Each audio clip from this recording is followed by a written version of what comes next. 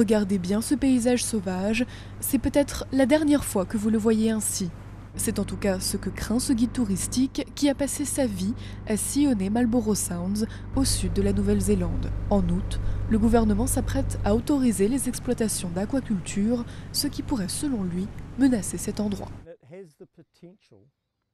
Cela risque de transformer cet endroit magnifique en une usine de poissons géante. L'aquaculture produit près de la moitié des poissons et fruits de mer consommés dans le monde. Mais d'après les écologistes, les fermes aquacoles polluent les océans et propagent souvent des maladies. La seule raison pour laquelle ce n'est pas arrivé ici, c'est parce qu'il n'y en a que très peu pour l'instant. Mais dès qu'ils vont cultiver de manière intensive, les maladies vont apparaître. Vous pouvez en être sûr, c'est arrivé dans le reste du monde. En Nouvelle-Zélande, l'aquaculture est en plein essor. Les entreprises espèrent tripler leurs ventes annuelles pour atteindre 1 milliard de dollars de recettes d'ici 2025.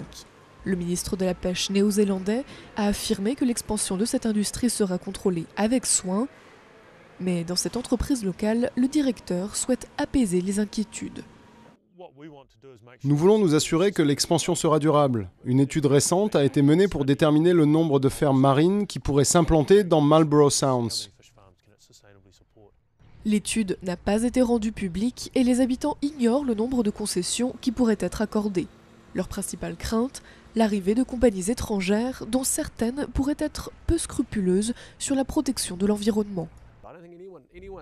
On ne dit pas qu'il ne devrait pas y avoir d'aquaculture du tout, on se demande plutôt dans quelle mesure cette industrie peut s'implanter ici sans nuire aux autres activités qui sont très importantes pour la communauté et les entreprises locales, etc. Les concessions seront accordées à l'échelle nationale par le gouvernement néo-zélandais. Résultat, les compagnies locales craignent de peiner à faire entendre leur voix.